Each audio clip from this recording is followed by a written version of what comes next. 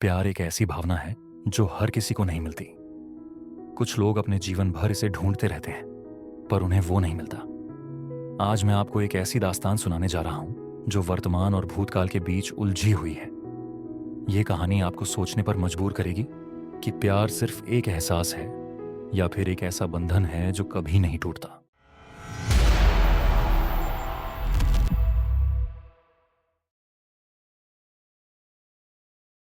नमस्कार दोस्तों, आप सुन रहे हैं कथा किस्सा और मैं हूं विराज। आज मैं आपको सुनाने जा रहा हूं एक रोमांचक और रहस्यमयी कहानी, माई डेड गर्लफ्रेंड। अगर आपको यह कहानी पसंद आए तो चैनल को लाइक, सब्सक्राइब और कमेंट जरूर करें। चलिए शुरू करते हैं आज की कहानी। रोहन और नेहा दोनों एक दूसरे से बहुत प्यार करते थे। उन्होंने शादी का फैसला किया, पेरेंट्स भी सहमत थे, सब कुछ बढ़िया चल रहा था। शादी की तारीख भी तय हो गई थी। लेकिन एक दिन फोन पर बात करते हुए रोहन ने नेहा से कहा कि उसे कुछ अजीब सा महसूस हो रहा है, जैसे कोई उसे देख रहा है या एक अजीब डर उसके मन में समा गया है। नेहा ने सोचा कि शायद शादी की तैयारियों का स्ट्रेस होगा, लेकिन रोहन ने कहा कि नहीं, उसे सच में अजीब लगता है। नेहा को पता था कि रोहन कभी कभी ज्यादा सोचने लगता था, इसलिए उसने इसे उसकी ओवर थिंकिंग समझ लिया। ऐसे ही धीरे धीरे दिन बीत रहे थे और उनकी शादी का दिन नजदीक आ रहा था। एक रात नेहा अपने कमरे में बैठी हुई कुछ काम कर रही थी, तभी उसका फोन बजता है। स्क्रीन पर अननोन लिखा हुआ था और कोई नंबर नहीं दिख रहा था। नेहा चौंक गई और सोचने लगी कि शायद कोई बाहर का कॉल होगा। जब उसने कॉल उठाया तो कान में एक डरावनी चीख सुनाई दी। डर के मारे उसने फोन दूर कर दिया, लेकिन जब आवाज शांत हुई तो उसने फिर से फोन कान से लगाया। इस बार पूरी तरह से सन्नाटा था। उसने कॉल लॉग चेक की, लेकिन उस अननोन नंबर का कोई निशान नहीं था। लास्ट कॉल वही था जो उसने पहले किया था, और वो अननोन नंबर पूरी तरह गायब था। उसे लगा कि शायद नेटवर्क की प्रॉब्लम होगी। अगले दिन जब नेहा ने रोहन से बात की तो रोहन ने फिर से वही बात कही कि उसे अजीब सा लग रहा है, जैसे कोई उस पर नजर रख रहा है। नेहा को अपनी रात वाली घटना याद आ गई। उसने सोचा कि शायद ये सब उसके दिमाग की उपज है, और उसने रोहन को इस बारे में कुछ नहीं बताया।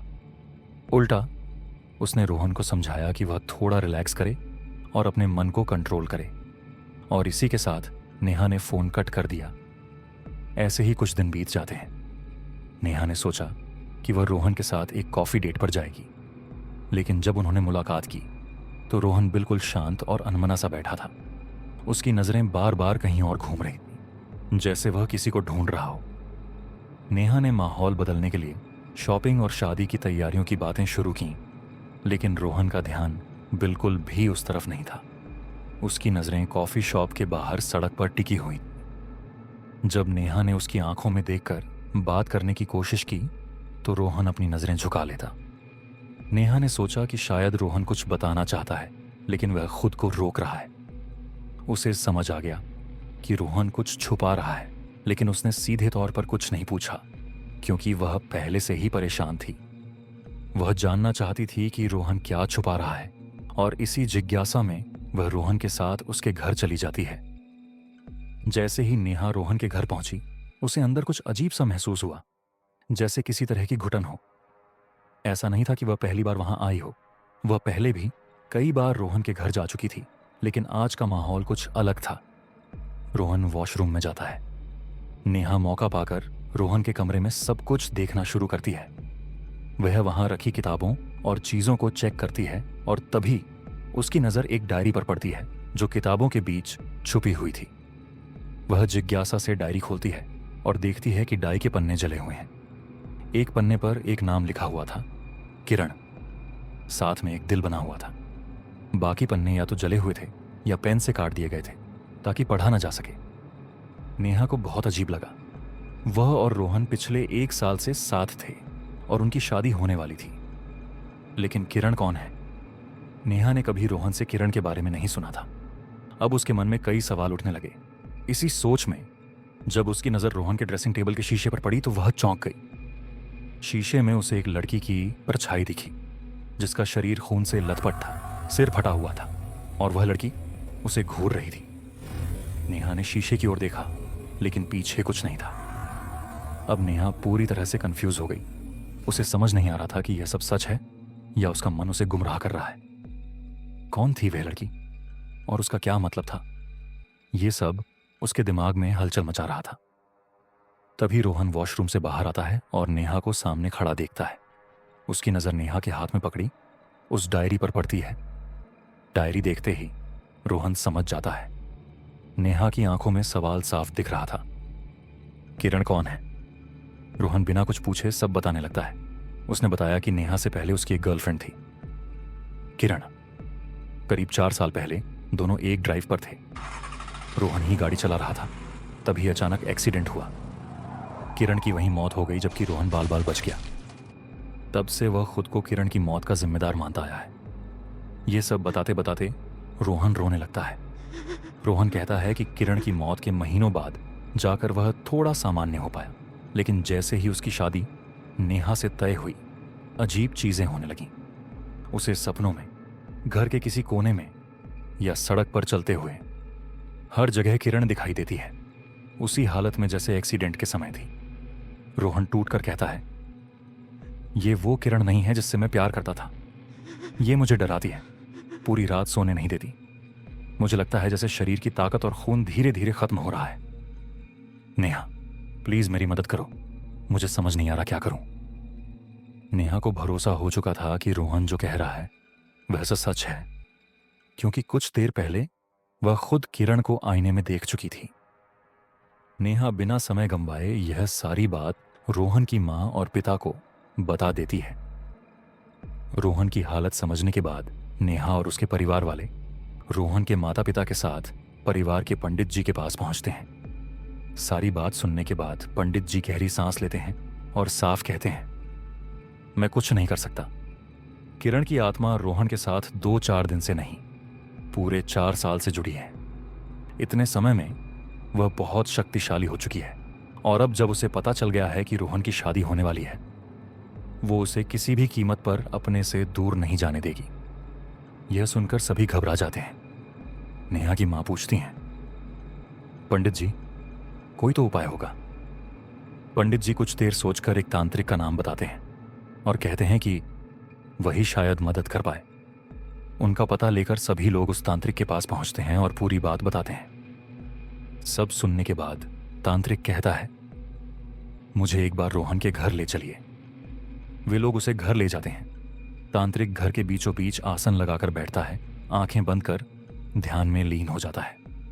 करीब आधे घंटे तक सभी चुपचाप उसे देखते रहते हैं। फिर जब वह आंख खोलता है, सब एक साथ पूछते हैं, क्या समझ में आया? तांत्रिक धीमे स्वर में कहता है, नेहा जो कह रही है वो सच है।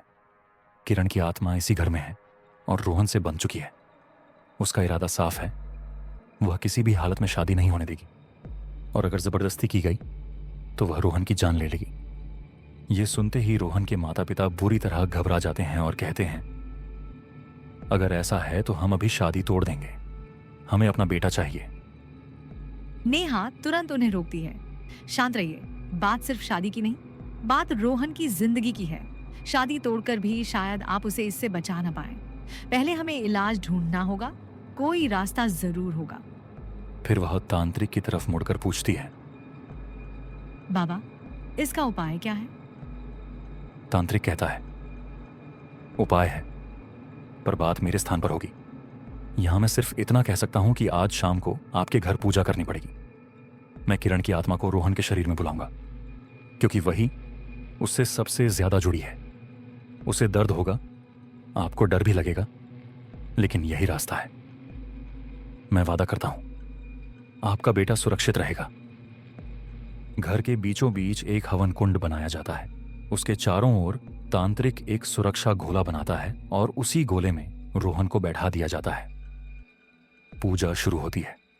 शुरुआत में रोहन बिल्कुल सामान्य बैठा रहता है, लेकिन कुछ मिनटों बाद वह भारी भारी सांस लेने लगता है और अचानक उसकी आंखें ऊपर की तरफ चढ़ जाती हैं।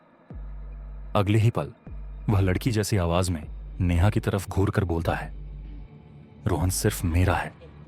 अगर तू उससे शादी करने की कोशिश करेगी तो मैं तुझे मार दूंगी और रोहन को अपने साथ ले जाऊंगी। रोहन का यह रूप देखकर नेहा बुरी तरह डर जाती है और रोने लगती है। यह देखकर तांत्रिक कड़क आवाज में पूछता है, क्यों परेशान कर रही है इस लड़के को? क्या चाहती है तू? इस पर रोहन के शरीर के भीतर से किरण की आवाज आती है, मैं जो चाहती हूं वह मेरे पास है, लेकिन ये लोग रोहन को मुझसे छीनने की कोशिश कर रहे हैं। मैं ऐसा कभी नहीं होने दूंगी। रोहन सिर्फ मेरा है।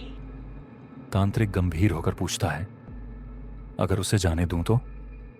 किरण की आवाज गूंजती है, नहीं, अगर कोई रोहन को मुझसे अलग करने की कोशिश करेगा मैं उसे खत्म कर दूंगी। और सुन नेहा, अगर तू अपनी और अपने परिवार की जिंदगी चाहती है तो यह शादी यहीं खत्म कर दे। नेहा रोते हुए पूछती है, पर क्यों? आखिर तू चाहती क्या है? किरण गुस्से और दर्द में गरजती है, क्योंकि आज जिस जगह पर तुम पहुंचना चाहती हो वह मेरी जगह है। रोहन की शादी मुझसे होने वाली थी, उसने मुझसे वादा किया था, पर एक्सीडेंट में मेरा शरीर मरा, मेरा प्यार नहीं। रोहन जब तक जिंदा है मेरा है, और मरने के बाद भी मेरे साथ रहेगा। इसके बाद उसकी आवाज और भी भयानक हो जाती है, और सुन लो सब लोग, इसकी शादी के दिन ही मैं रोहन की जान ले लूंगी, और नेहा तुझे तेरी शादी के दिन विधवा बना दूंगी। तांत्रिक बार बार किरण को समझा रहा था कि रोहन अब उसके साथ नहीं रह सकता।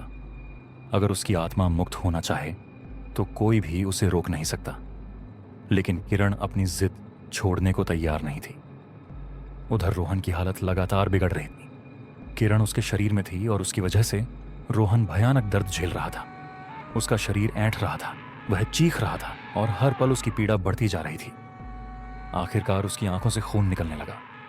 यह देखकर नेहा टूट गई। काफी देर तक सब कुछ सहने के बाद नेहा ने हिम्मत दिखाई। वह खड़ी हुई और शांत आवाज में किरण से कहा कि उसका प्यार अब रोहन को ही खत्म कर रहा है। उसने किरण को समझाया कि जिस इंसान को वह अपने पास रखना चाहती है वही उसकी वजह से खत्म हो रहा है, और ऐसा प्यार कोई मतलब नहीं रखता। फिर नेहा ने कहा कि किरण रोहन का शरीर छोड़ दे और चाहे तो नेहा के शरीर में आ जाए। इस तरह किरण को रोहन के साथ रहने का हक मिलेगा, लेकिन रोहन और दोनों परिवारों को और दर्द नहीं झेलना पड़ेगा। किरण उसकी बात सुनकर कुछ क्षण के लिए शांत हो गई, जैसे पहली बार उसे किसी ने समझा हो। कमरा एक पल के लिए बिल्कुल थम गया। नेहा की बात सुनकर रोहन के घर वाले पूरी तरह स्तब्ध रह गए। उनकी आंखों से आंसू बहने लगे, यह देखकर कि लड़की अपने प्यार और रोहन के लिए कितना बड़ा बलिदान करने को तैयार है। नेहा के शब्दों का असर रोहन के शरीर में मौजूद किरण पर भी हुआ। पहली बार वह कुछ पल के लिए शांत हो गई और सबकी निगाहें उसी पर टिक गईं।